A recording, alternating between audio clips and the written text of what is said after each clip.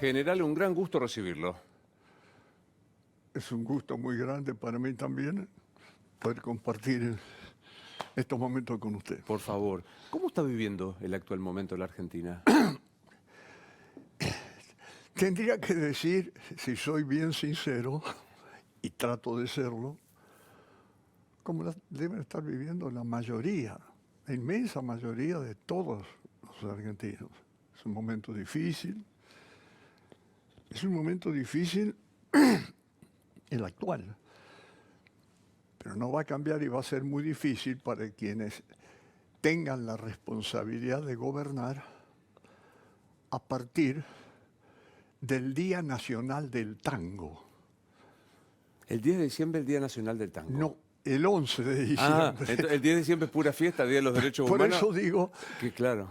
y es Día Nacional del Tango porque un 11 de diciembre nació Carlos Gardel y años después nació Julio De Caro. Claro. Entonces, por esos dos, el 11 de diciembre mueren muchas palabras y se abre un panorama bastante incierto. Yo no soy político, ni politólogo, ni analista internacional. Soy un ciudadano más que transcurrió, la vida lo llevó a estar 48 años en servicio activo en el ejército. Posteriormente, casi 12 años como embajador en 2 países. Y tengo una visión. El contexto internacional que ya estamos viviendo y vamos a seguir, es totalmente imprevisible e incierto. Vemos un conflicto absurdo en Europa. Vemos conflictos en el Medio Oriente. Y ya los conflictos ni siquiera son noticias, salvo un poquito en los diarios. El contexto internacional es incierto, el regional es incierto, y el nacional puede llegar a ser explosivo por muchas cosas. Explosivo. Y yo creo que sí, porque hay una situación política, económica, psicosocial, bastante en ebullición. Pero eso está incierto en ese contexto internacional incierto. También yo aprecio que hay una política exterior que tendría que ser coherente en muchos aspectos, y la apreciamos a diario de que no, que hay vacilaciones, idas y vueltas. Tomando ahí, me interesa mucho esto que plantea usted, digo, insisto, como diplomático y como un hombre que mira al mundo, estamos frente a un conflicto casi inmediato que es de hace un mes en Medio Oriente, el enfrentamiento entre Israel y Hamás, y el gobierno argentino ha tenido la posición clara de defensa de una democracia liberal y de una agresión terrorista. Ha habido varias declaraciones de la Cancillería, no soy quien para juzgarlas. Creo que, pero insisto con que le digo que creo que tenemos que ser muy coherentes en muchos aspectos. Pero hay algunas causas, la cuestión Malvinas, esto que estamos hablando de política internacional ante conflictos evidentemente que no se van a solucionar de inmediato. Y no veo esa coherencia porque hasta me atrevo, insisto, no soy politólogo, que me disculpen los especialistas en análisis de política exterior, pero creo que nuestra dirigencia política, de cualquier signo, mientras es oposición, debe tratar de colaborar con quien tiene la responsabilidad de gobernar. Porque esa oposición, en el vaivén, en la alternancia democrática, electoralista y democrática, la oposición de hoy puede ser o aspira a ser oficialismo el día de mañana. Y no le conviene recibir un país incendiado. Le conviene seguir tomando riendo un país encaminado con una cierta coherencia para lograr la Argentina que queremos y no volver atrás. En esto puedo ser imprudente. Trato de no serlo. Recuerdo que Maquiavelo decía que cualquier cosa, pero no se puede ser imprudente. Tuve la oportunidad de estar varias veces en Florencia y siempre visitaba la iglesia Santa Cruz, la Santa Cruz. Y me paraba frente a la tumba de Maquiavelo. Por eso le digo que decir cosas, acá parece, hace 30 años, en mi apreciación, de la década del 90 y lo que va del siglo XX, que por ejemplo las Fuerzas Armadas, no hay ninguna duda que están plenamente insertadas en la esencia de los valores democráticos, más aún, más que democráticos, de los valores, de la esencia de los valores republicanos, del respeto a los derechos humanos. Entonces, parece que cierta dirigencia no valora eso.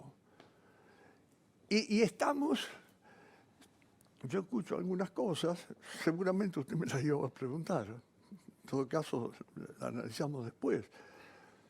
Medidas que se tomaron hace más de 3 décadas, que han dado buenos resultados, que están dando buenos resultados, las queremos cambiar. Y a veces pregunto, ¿cambiarlas por qué? ¿Qué estudio se ha hecho para cambiar? Pero por eso, me refiero al servicio militar obligatorio y al servicio militar voluntario. Yo he escrito de eso, lo he expresado en libros, pero parecería que es la ley de Murphy, que le dicen, Claro, si algo sí anda puede. bien, Sí, claro. vamos a cambiarlo para que deje de andar bien. Pero para aquellos que no lo han leído, ¿qué piensa con la idea de que algunos proponen devolver con la colimba, con el servicio militar obligatorio? Quisiera que usted me permitiera... Sí, claro. El día 29 de mayo de 1993, yo era jefe del ejército, se realizó en La Pampa, en Santa Rosa, y en un determinado momento de mi alocución, ahí estaban presentes el Poder Ejecutivo Nacional, el señor presidente, miembros de las comisiones de defensa de la Cámara, Honorable Cámara de Diputados y de Senadores, miembros de la Corte Suprema y otros. En otro momento yo dejo lo que estoy diciendo, lo miro al señor presidente y le digo, señor presidente, una de las grandes experiencias, enseñanzas de la Guerra de Malvinas fue que el servicio militar obligatorio, que cumplió un ciclo muy importante en la historia de nuestro país, en 1901, esa ley Riccieri del servicio militar obligatorio, yo creo que esa ley, junto con la 1420 de enseñanza primaria obligatoria y gratuita, contribuyeron a que nosotros fuéramos uno de los países más cultos, porque en los cuarteles había escuelas primarias, pero contribuyó mucho la ley de servicio militar obligatorio, en otro aspecto, a integrar al hijo del inmigrante, en un proceso inmigratorio grande, principio del siglo XX, integrar al hijo inmigrante con el nativo de estas pampas. Que el hijo del inmigrante no cantara el himno y rindiera honores a la bandera de su padre, sino integrarlo y que cantara el himno nacional y rindiera honores a nuestra bandera. que se integrara, como digo, con el nativo de las Pampas. Se hicieron relevamientos sanitarios de todo tipo y contribuyó totalmente a la alfabetización. Pero estamos hablando de principios del siglo XX. El contexto psicosociocultural, político de nuestro país, durante el transcurso del siglo XX hubo muchos acontecimientos y el servicio militar obligatorio, extraordinario como fue, yo diría que a partir de la segunda década del siglo XX, por muchas causas, los 4 golpes de Estado, perdón, hubo 6 golpes de Estado, pero yo estoy hablando de la segunda mitad del siglo, 4, el del 55, el del 62, el del 66 y el del 76, hicieron que se afectara la esencia del servicio militar. Murieron a veces, no muchos, pero murieron soldados que estaban cumpliendo un servicio militar obligatorio por estas resillas internas que hemos tenido. Eso quizás también un hecho relacionado con el terrorismo de Estado. Algunos hablan, yo no tengo la cifra exacta, de que aproximadamente más de 100 soldados que estaban cumpliendo el servicio militar obligatorio figuran como desaparecidos. Se los blanqueaba con actas de deserción falsas, se falsificaban actas de deserción. Eso es otro factor que influyó.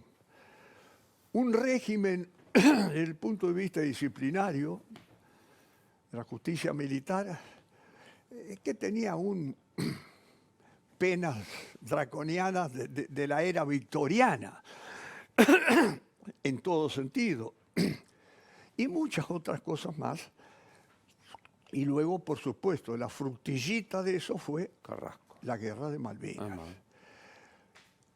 Una de las experiencias, yo fui uno de los jefes de unidades, a veces dice usted era general, no, yo en Malvinas no era general.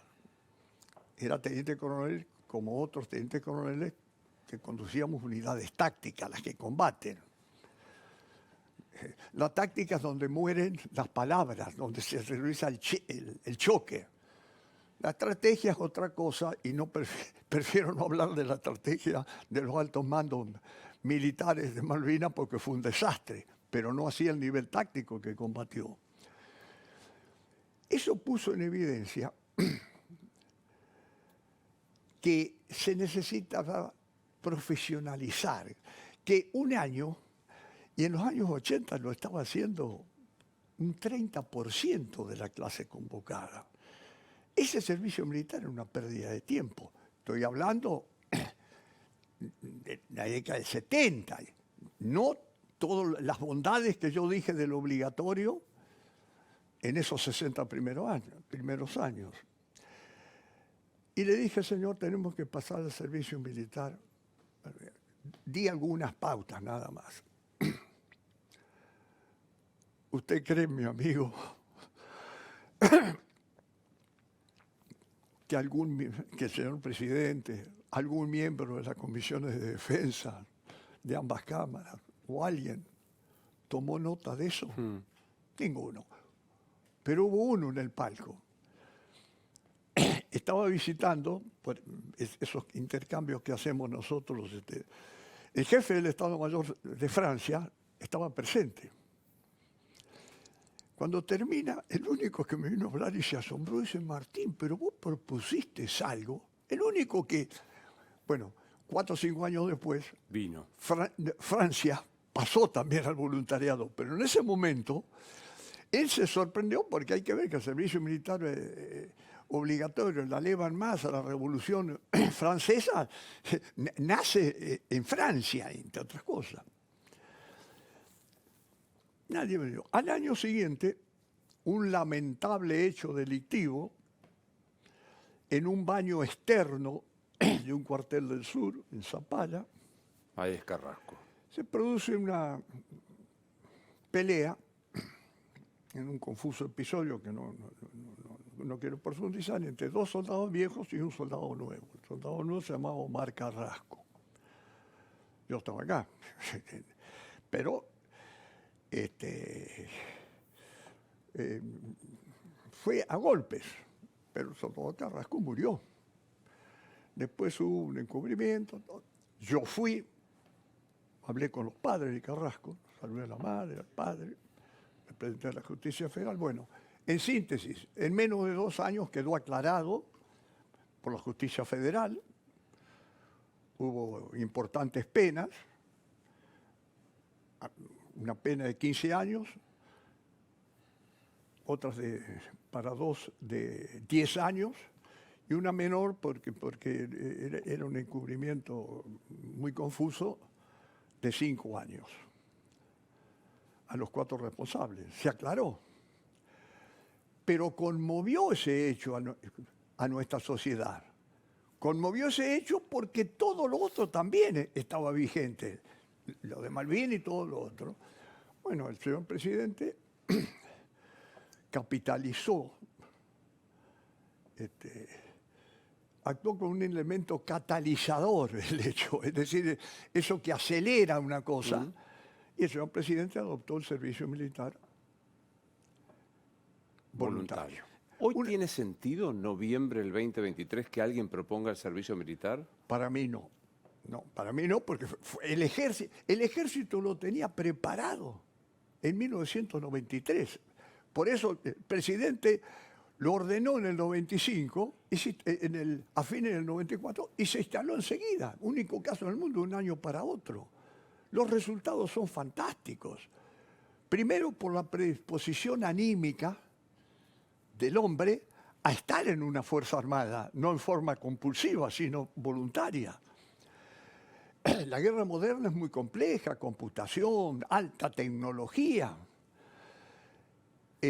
Tienen un sueldo, hoy muy bajo, que bajo la línea de pobreza hoy el sueldo del voluntario, pero espero que se componga eso. Se facilita con eso, el que está, continuar con sus estudios secundarios y aún universitarios. Yo he conversado con algunos en Córdoba, eran soldados voluntarios, que cursaban en el tiempo libre, cursaban la universidad. Se tiene en cuenta eso para el aporte jubilatorio. Es decir, tiene todas bondades, pero para el ejército contribuyó a la profesionalización, contribuyó y sigue contribuyendo. Hoy el número, tendríamos que tener más soldados, por lo menos 10, 15.000 más como mínimo. Tenemos alrededor de 30.000 soldados voluntarios en las 3 Fuerzas Armadas. En síntesis, los resultados nos sorprendieron a nosotros mismos. Fueron mucho más rotundos que lo que nosotros aspirábamos. Ahora aparece una propuesta de volver 30 años atrás. No sé qué elementos de juicio han tenido algunos analistas o algunos que se dicen especialistas en defensa para modificar. Es una decisión política. Usted mencionó recién los golpes de Estado de la segunda mitad del siglo XX y mencionó el del 76. En su larga y exitosa carrera hay un momento que muchos recordamos como un gesto que merece la historia, y fue el reconocimiento como jefe del ejército, como responsable del ejército, de los excesos que se cometieron en la última dictadura.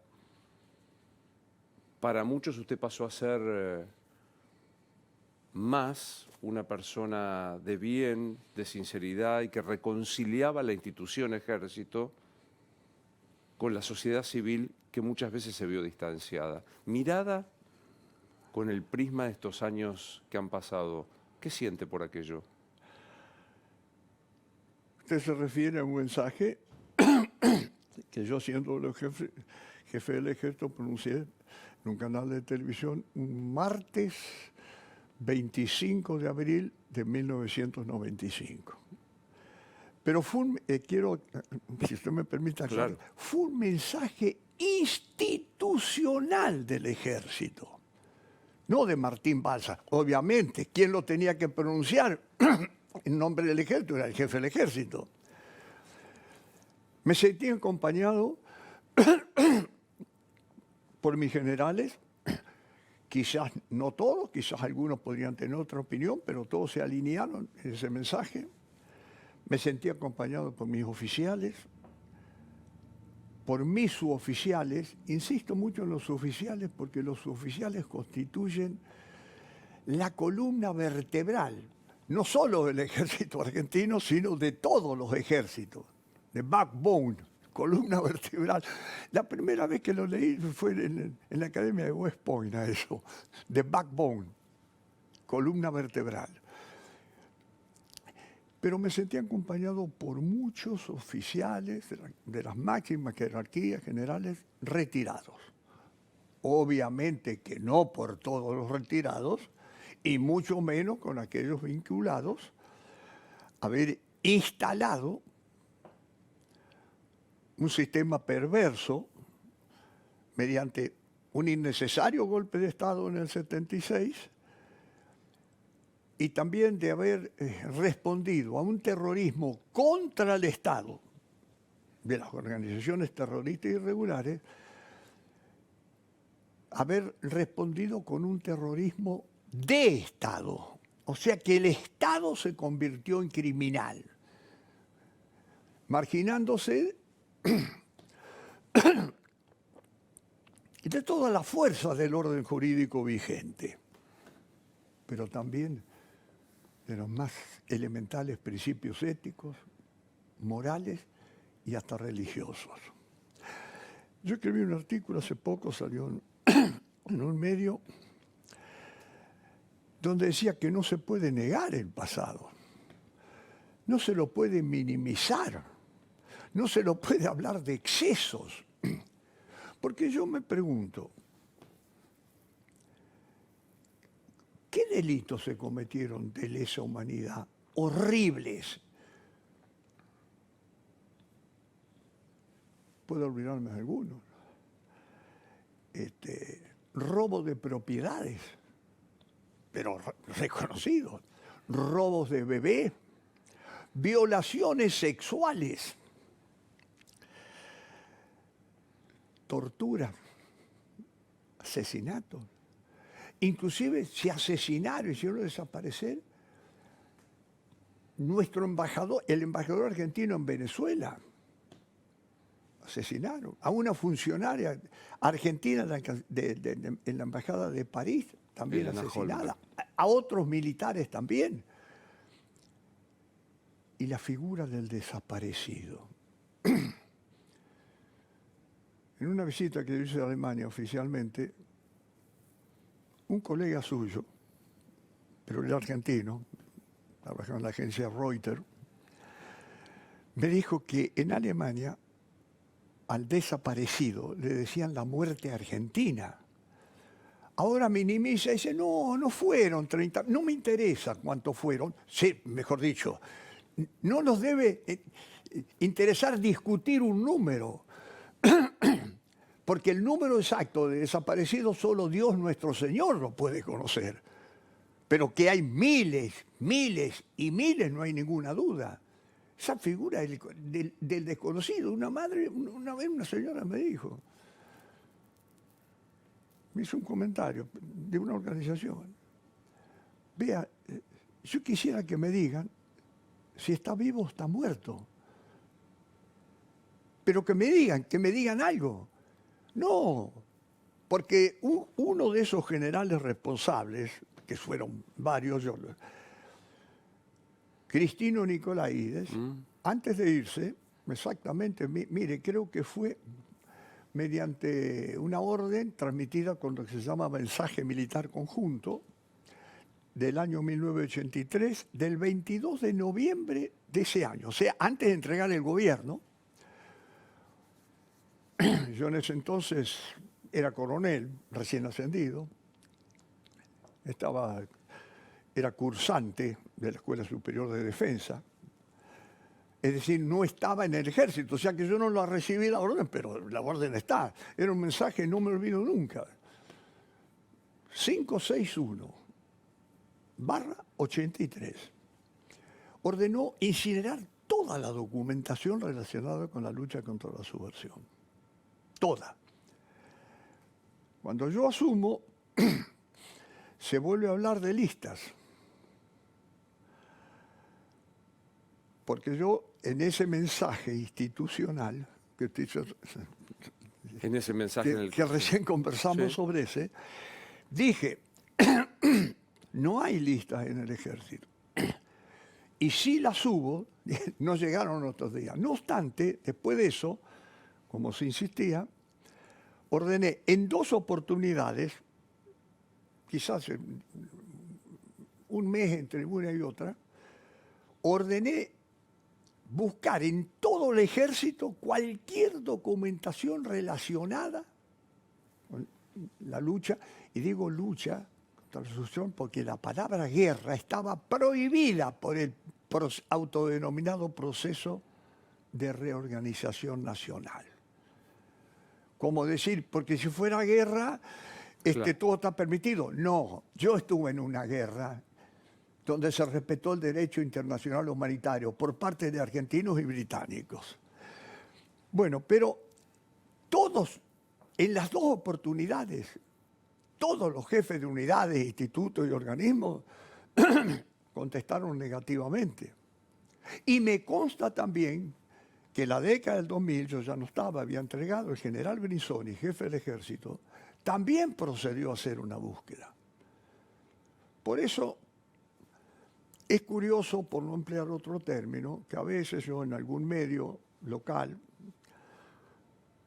escrito,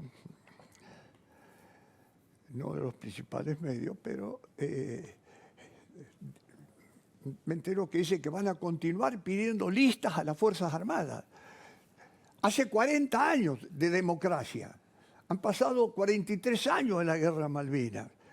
Siguen pidiendo listas. Y no nos olvidemos también que hubo juicios. Por eso la película 1985.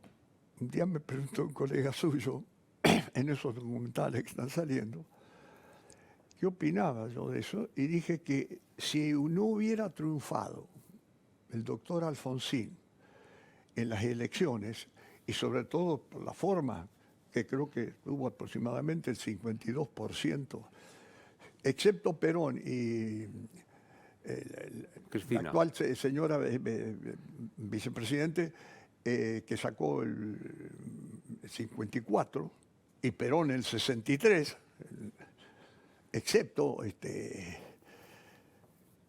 Alfonsín. Si no hubiera ganado Alfonsín con la película no se hubiera hecho, porque hubo un pacto no escrito que era que la Corte Suprema iba a aprobar la constitucionalidad de los decretos con que el presidente Menem, en octubre de 1989, indultó a todos los que estaban imputados por delitos de lesa humanidad de las Fuerzas Armadas, las Fuerzas Policiales, las Fuerzas de Seguridad, pero también a todos los miembros de las organizaciones terroristas armadas, a todos. Ahora, O sea que estaban todos indultados. En ese contexto, yo no soy político, no estuve nunca, y ni voy a estar afiliado a ningún partido político, pero respeto a todos. No al candidato solo, sino a los que votan. Porque si yo critico a un presidente, estoy criticando a todos los que han votado a ese presidente, sea A, B o C. Sin embargo, se produjo, si no hubiera sido Alfonsín, el destino podría haber sido otro, pero vamos a lo que fue. Luego se anularon todos los indultos, hice todo este introito porque el mensaje institucional del Ejército de 1995 se dio en ese contexto donde todos estaban indultados. Y por supuesto, los jerarcas, entre comillas, del proceso, no se acordaron bien De ni de usted. mí, ni de mi familia.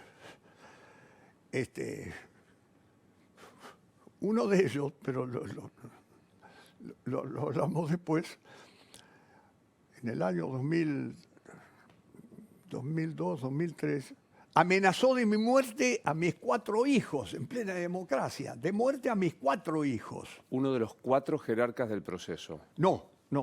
Perdón, uno de los... Después le doy el nombre. ¿Y por qué no me lo dice? Estamos hablando cómo siguió esto, porque todavía seguían todos indultados. Claro, Seguían todos libres indultados. y...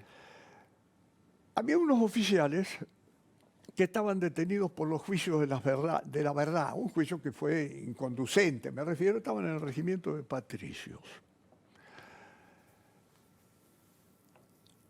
Y todo esto me enteré después.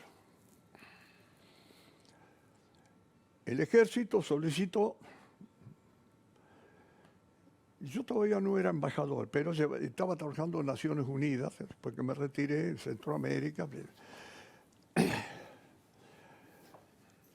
Y uno de mis hijos varones, 3 varones y una mujer, me dice, recibí una amenaza telefónica y con datos.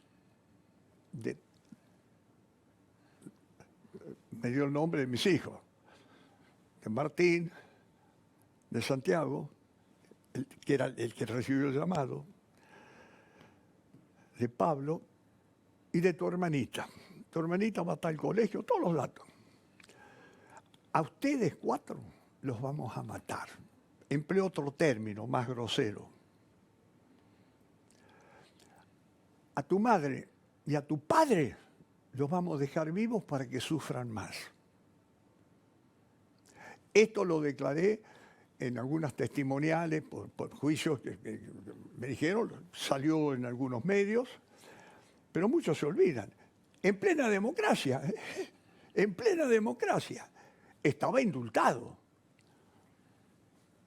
Un coronel retirado, Pascual Oscar Guerrieri, compañero mío de promoción. ¿Cómo fue? Mi hijo, el que recibió eso, quedó marcado el número. Entonces mis 3 hijos lo llamaron, lo llamó y se comprobó que era Guerrieri. Él mismo reconoció. General... Y es más, se comprobó que era Guerrieri.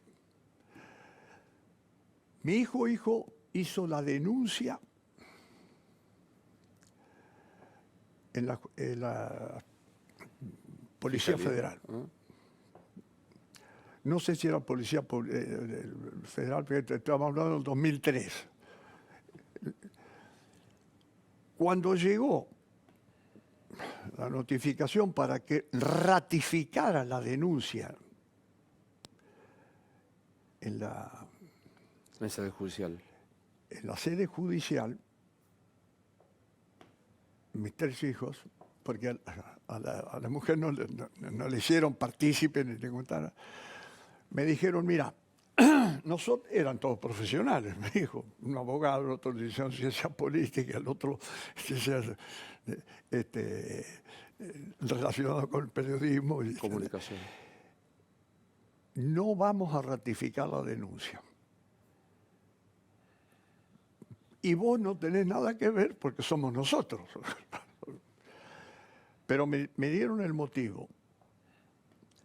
El motivo fue que el ejército, en un acto condescendiente, creo yo, que respeto, solicitó a la justicia que unos que estaban detenidos pudieran pasar las cristianas fiestas navideñas en sus respectivos domicilios. Ninguno de esos estaba condenado, ¿eh? Estaban por los juicios de la verdad y que eran inconducentes. Porque a partir del 2006 cambia todo. Yo por eso quiero enfrascarlo en el momento que fue. Estaba... estaba indultado, el señor Guerrieri. Y no lo vamos a hacer porque hubo un pedido que nos hicieron, cosa que yo comprendo, de que el que había pedido que pasaran las fiestas, el gesto de Navidad con los familiares, había sido el ejército. Cosa que yo no critico. Fue un gesto humanitario del jefe de Estado Mayor, que no fue correspondido por alguien que amenazó de muerte a mis 4 hijos, expresándoles telefónicamente que los padres iban a quedar vivos para sufrir más. Déjeme hacer una pregunta para hablar un segundo de Malvinas, para cerrar este tema.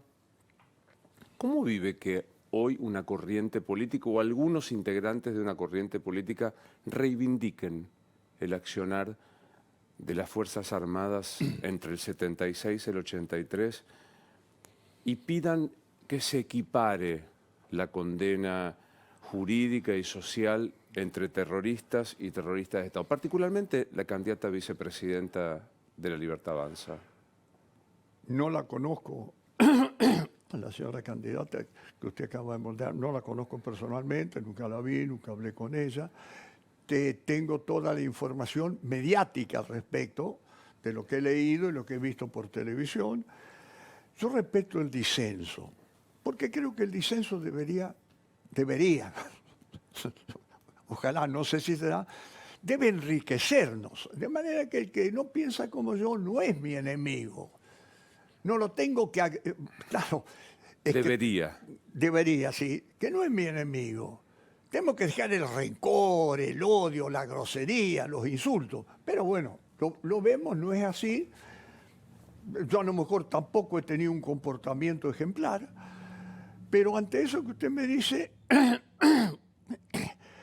es un problema político y de la justicia. Yo me pregunto, Firmenich secuestró, juzgó, condenó y asesinó al general Aramburu. Y por televisión, yo recuerdo haberlo visto en un programa que tenía mucha audiencia, que un colega suyo le preguntó, ¿y quién mató a Aramburu? Y Firmenich contestó, Aramburu lo mató el pueblo. O sea que el máximo conductor de una organización terrorista irregular se arrogó ser el pueblo. Asesinatos de esto. Hay otros. Lo mismo dijeron algunos militares, Yo en el último artículo que saqué, los nombré, dijeron lo mismo. El general Menéndez, esto salió, yo lo leí, creo, en un diario, una voz de atención para los problemas argentinos. En Clarín salió, me parece, que me disculpen si, pero me parece que lo leí en Clarín. Pero me lo contaron también de otras fuentes. O sea que lo doy por cierto. Y conociendo la personalidad del general Luciano Benjamín Menéndez, no lo pongo en duda. Es como una respuesta que le dan a Hamlet, que le dicen, dan una novedad, y Hamlet dice, lo leí y parcialmente lo considero cierto, más o menos fue así. El obispo Angelelli, obispo de La Rioja, en 1976 creo que fue, va a Córdoba, pide una audiencia y lo visita. Angelelli al comandante del tercer cuerpo de ejército, que era el general Luciano Benjamín Menéndez. Lo visita, la conversación desconozco, pero la podemos imaginar, y antes de irse le dice, quiero recordar las palabras, me está haciendo recordar. General,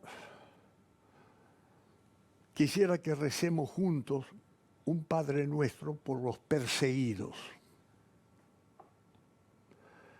General Menéndez le respondió, el Padre Nuestro no lo rezo por los subversivos, porque los subversivos no son hijos de Dios. Fíjese, uno el pueblo, el otro se constituyó.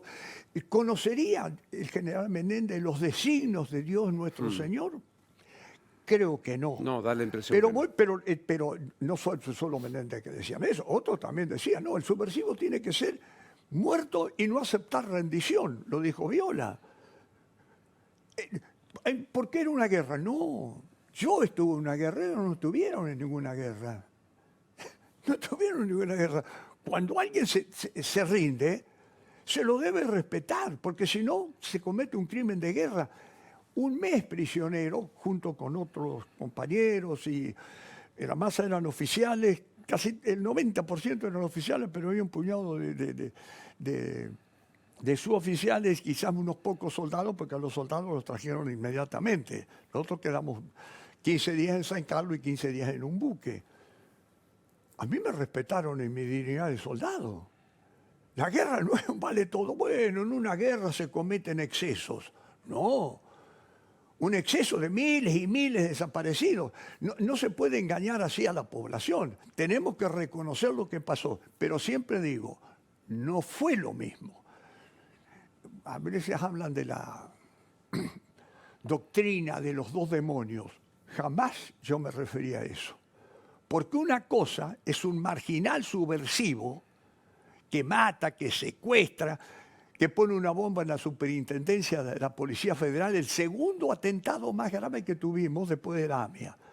Porque el de la Embajada de Israel fue el tercero en magnitud. Una cosa es eso. ¿Cómo? Una cosa es esto, este margen. Una cosa es eso y otra cosa es cuando el Estado como tal se convierte en criminal. La responsabilidad no es la misma. Porque está utilizando y se ha marginado el orden jurídico vigente, como dije, religioso, moral, pero lo hace el Estado. Pero también quiero aclarar en esto algo porque escuché.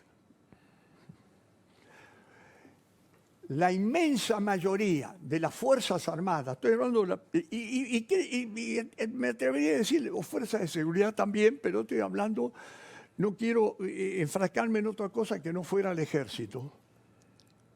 La inmensa mayoría de los miembros del ejército, oficiales y suboficiales de entonces, de esa época, que fue una de las lacras, según el obispo, era obispo cuando dijo una de las lacras más grandes de nuestra historia, Bergoglio, cuando era arzobispo acá de Buenos Aires, lo dijo, la inmensa mayoría del ejército actuó acorde con las normas reglamentarias y las leyes de la nación. Fueron muy pocos los que se marginaron. Entonces, evidentemente, a mí me duele cuando en forma un poco ligera, quizás sin intención, se habla de los milicos de la picana, la inmensa, casi la totalidad. Yo creo que más del 90% o 97 o 98% del ejército actuó acorde con las leyes de la nación y no se apartó del código ético del Libertador San Martín. No peguemos a esos hombres de entonces que no cometieron nada. Obviamente, a partir de 1983, todos los miembros de las Fuerzas Armadas y de las Fuerzas de Seguridad y Fuerzas Policiales han nacido en democracia. De manera que estos hombres, hace 40 años, que estamos celebrando ahora, son hombres recontra consustanciados con la esencia de los valores republicanos y de los derechos humanos, pero también los de entonces, excepto los que se marginaron. Está claro. Y muchos de ellos están cumpliendo duras penas. que no las están cumpliendo por razones que yo respeto la justicia de mi país, miembros de las organizaciones irregulares armadas. No nos queda No sé mucho... si he sido claro. Sí, Discúlpeme. clarísimo. No nos queda mucho tiempo y quiero hablar de Malvinas. Aquí está su libro que tiene 20 ediciones. No, la cantidad de ediciones, solo la editorial lo podrá saber. Lo podrá saber. El libro lo publiqué en el año 2003, o sea que lleva más de 20 años. ¿Qué es Malvinas hoy para usted, general?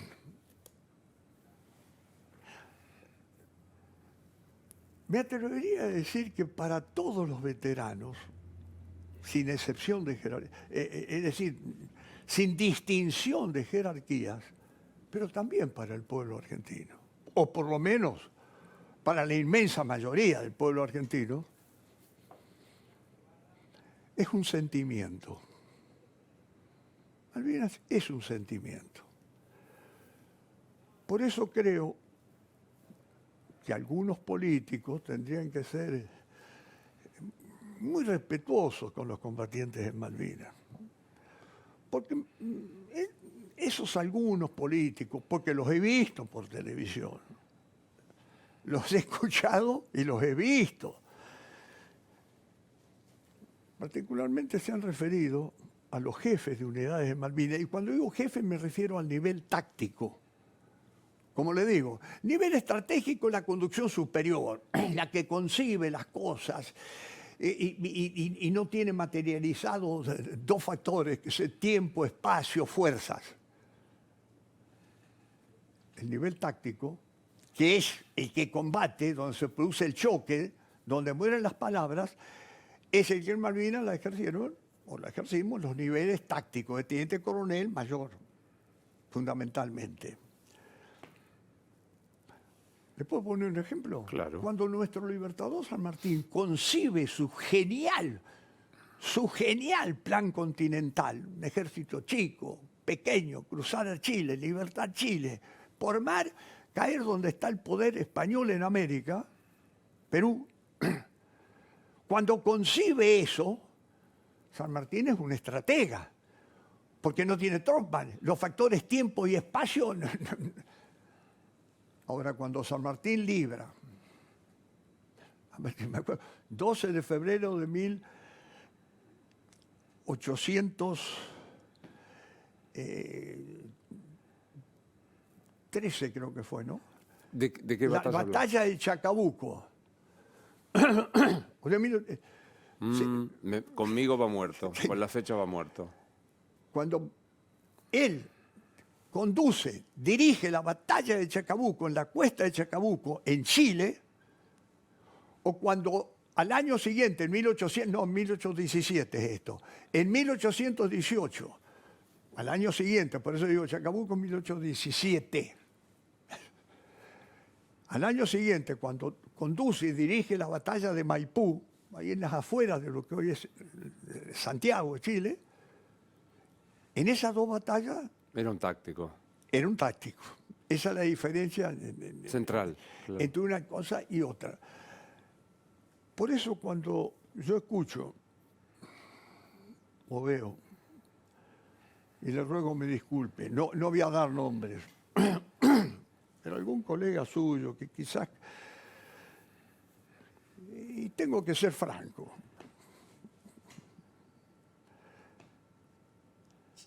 no digo que lo haya hecho con intención, pero sí a veces cuando se analizan las cosas con un tinte político ideológico, pueden distorsionarse cosas.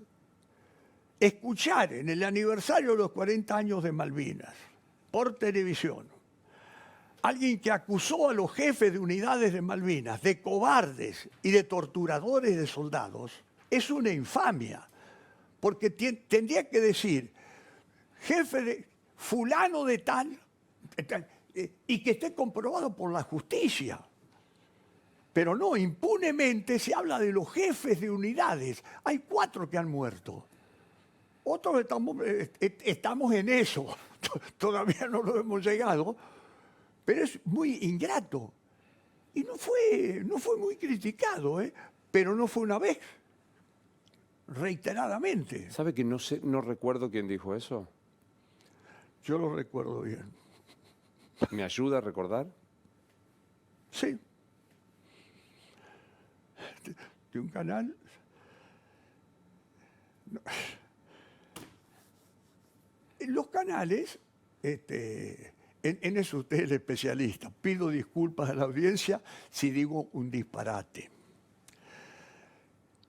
Yo creo que un medio, y lo he visto en otros países, Estados Unidos, por ejemplo, si mal no recuerdo, hay ciertos periódicos que están embanderados con Sí, un claro, partido. sí, claro. Me parece que era con los conservadores, con los conservadores, Trump con el Fox. partido Washington Post, Sí. el periódico Sí. Washington Post y el The New York Times con el partido demócrata. Pero ellos lo dicen. Claramente, abiertamente. Claro, sí, no, yo soy imparcial, no. Tienen derecho a hacer eso. Y lo mismo los canales de televisión, no soy yo nadie para decir, pero yo lo escuché. Un canal que evidentemente tiene cierta inclinación y puede tenerla. Pero cuidado, hay causas sensibles. Malvinas es una causa sensible. Sin la menor no duda. se puede ofender porque ha habido muertos. Hay ejemplares, jefe de unidades, no me pongo yo como ejemplar, que están muertos y no pueden defenderse. General, ¿cuánto? Yo se lo escuché decir, no, que tiene un programa de lunes a jueves, a las 20 horas. Me queda claro. ¿Eh? Me queda claro. ¿Le queda claro? Bueno, entonces, General, ¿cuántos soldados, cuántos efectivos tenía su unidad en Malvinas? tenían... Más o menos. Porque yo fui a Malvinas, salí de Paso de los Libres con cerca de 500 hombres. ¿Y cuántos volvieron? Ya le voy a responder a eso.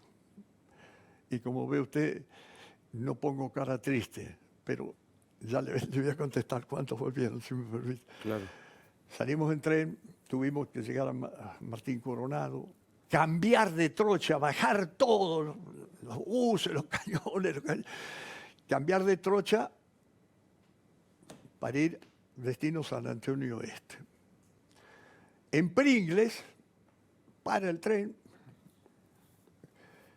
el más antiguo del tren era yo. El jefe de la estación sube y me dice, teniente coronel, quiero informarle que el tren se va a desviar y el destino final es Ingeniero White. No van a San Antonio Oeste. No, la única orden que tengo, el jefe de estación, llegamos a Ingeniero White, yo bajo un jeep, me voy al comando, el comandante de cuerpo no sabía que el grupo de artillería 3 estaba ahí, Ingeniero White, ahí en Bahía Blanca. Sí. Me preguntó, ¿qué hace usted? Y si usted no lo sabe, en general, le digo. Bueno, inmediatamente llega la orden de que baje todo del tren y me dirija por marcha motorizada hasta la base Espora de la Armada. Ya ahí ya sabíamos que nuestro destino era Malvinas. Pero al llegar a Espora me asignan los medios, 3 Hércules y 2 737 de aerolíneas. No podía llevar todo el personal. Entonces prioricé todo el material de artillería. Fuimos con un camión, un aguatero, una cocina, lo indispensable, un poco de munición. Y tuve que seleccionar oficiales, suboficiales y soldados. Tratamos en esa selección de seleccionar a aquellos, sobre todo soldados, los que tenían más instrucción. La unidad estaba instruida, porque esa unidad tenía un sistema de incorporación trimestral, o sea que la clase se incorporaba cada 4 meses. Entonces tenían un 70% de instrucción, y sobre todo instrucción nocturna, de tiempo de paz. Debo haber cruzado con 300 y algo. yo llegué en el primer Hércules y al día siguiente, en 2 vuelos 737 de aerolínea, me llegó el resto. Pero usted me hizo una pregunta. ¿Cuántos volvieron? Gracias a Dios nuestro Señor, pero gracias a la profesionalidad de esos soldados, de mis suboficiales y de mis oficiales, todos los soldados volvieron. Fue la única unidad. Pero bueno, gracias a eso. Total. Todos los litoraleños. Tuve muerte. Alberto Ramos, un teniente. Ángel Quispe, un cabo primero. El cabo primero murió a unos 20 metros mío. Heridos, un 60% fueron soldados y un 40% cuadros, oficiales y suboficiales. Todos se recuperaron. Dios quiso que a esos litoraleños, ¿por qué digo litoraleños? Pero 80% eran correntinos. Claro. Pero estaba un puñado de misioneros, chaqueños y formoseños. Por eso, cuando digo que no me olvido nunca de ellos, de los zapucay, en las noches mientras hacíamos fuego a los británicos. Mientras nosotros hacíamos fuego y a su vez recibíamos el fuego británico. Los zapucay, la alegría de ellos en el combate. El mérito de la unidad fue una de las unidades, no la única, hubo más de 10, 12 medios o 14 que el informe Rattenbach nombró a esas unidades, pero lo dejo que lo busquen en el informe Rattenbach. ¿Sabe que dijo algo que me impresionó hoy, que es un hombre de las Fuerzas Armadas y es una posibilidad? Vio morir a 20 metros a un cabo suyo. Sí. ¿Cómo resuena hoy en su cabeza eso?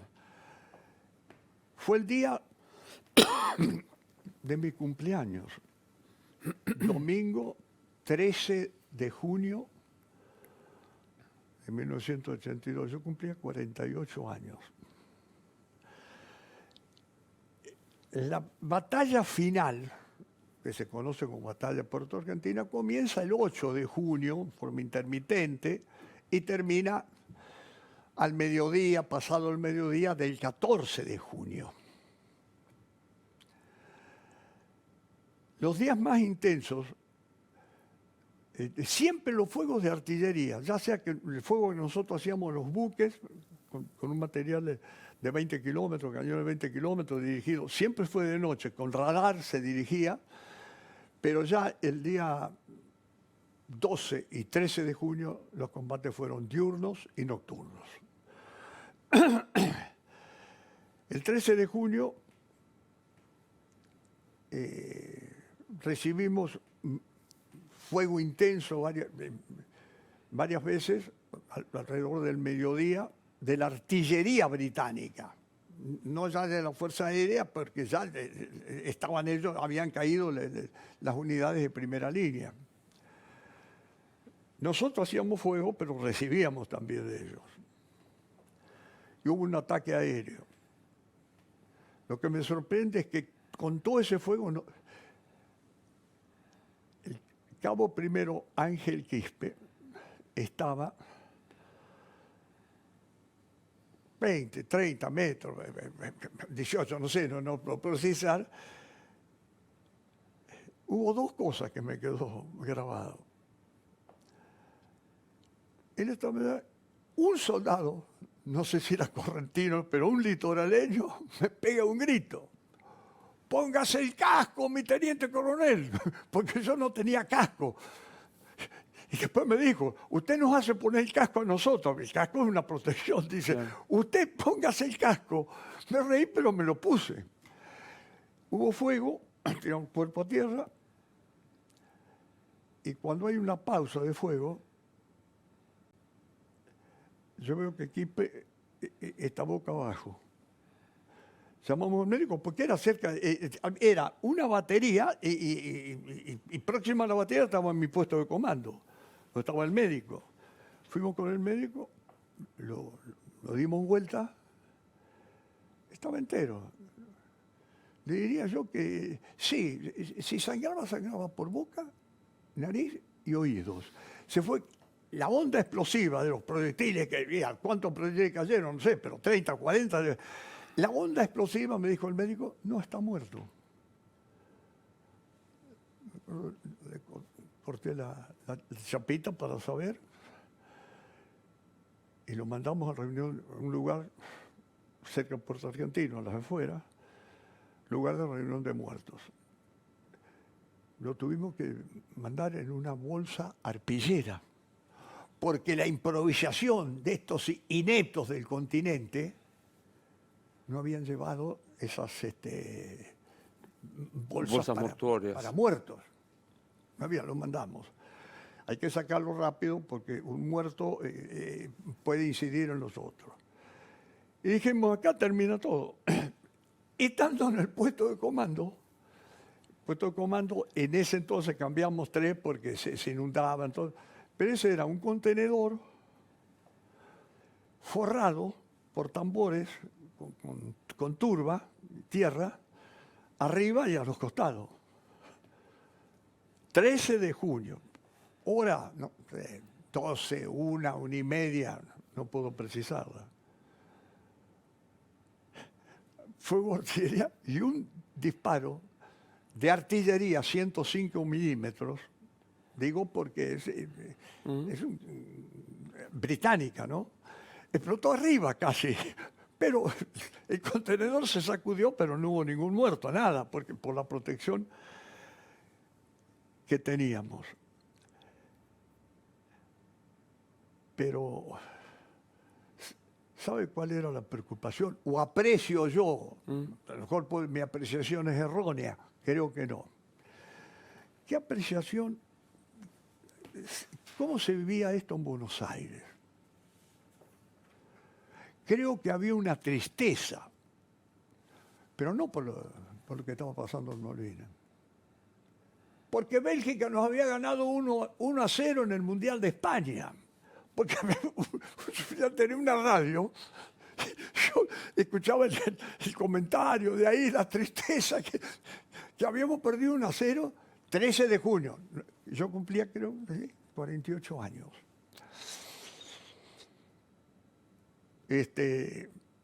No me olvido nunca, y lo digo sinceramente, porque el día 11, la noche del 11 al 12 de junio, yo tenía un observador adelantado de artillería con el regimiento 7 para dirigir los tiros de artillería, que estaba en Monte London. Monte London fue atacado, se inició un repliegue, yo tenía comunicación con él hasta que se cortó la comunicación. Nunca más supimos nada de Alberto Ramos. Ese sí figuró durante más de 20 años, 30, como desaparecido. Claro. Es común, fue un caso. Y gracias a Dios leí en el diario y leí que la hija, que en ese entonces yo creo que era muy pequeña, la hija, por los comentarios que me había dicho él en unas charlas en el tren, la hija ya, es una señora grande, viajó porque el equipo de antropología forense, lo pudo identificar. Trabajando con británicos, encontró el cuerpo de él hace poco. Bueno, le prometo que la próxima solo hablamos de Malvinas. Quiero agradecerle mucho que haya venido y valoro mucho el libro. Gracias por venir, general. Muchas gracias. Un placer. ¿Sabías que el precio del oro nunca había estado tan alto? Es el momento de hacer valer tu oro, alhajas, relojes brillantes, monedas de oro, lingotes Donden, Joyería El Tasador, buena gente, expertos técnicos que tasan el acto y pagan en efectivo. 0800-222-8273. 0800-222-8273 en la sucursal de Corrientes y Pueyrredón. Pagan el gramo de oro hasta 61.000 pesos. Joyería El Tasador. Toda una vida dedicados a las joyas. Pensá vender al mejor precio. Visitanos. Joyería El Tasador. Avenida Corrientes 2810, esquina Pueyrredón. Joyería El Tasador. Tu tasador, mi tasador. La oportunidad que estabas esperando para mejorar tu descanso llegó. Del 6 al 8 de noviembre. Aprovecha el Cyber Monday en Cabana, Colchones y Sommier. Visita la web y accede a promociones imperdibles hasta un 65% de descuento con 12 cuotas sin interés. Entrega gratis en Cava y General y Gran Buenos Aires y también entrega express en productos seleccionados. Te lo vas a perder. Mira esto. Cabana.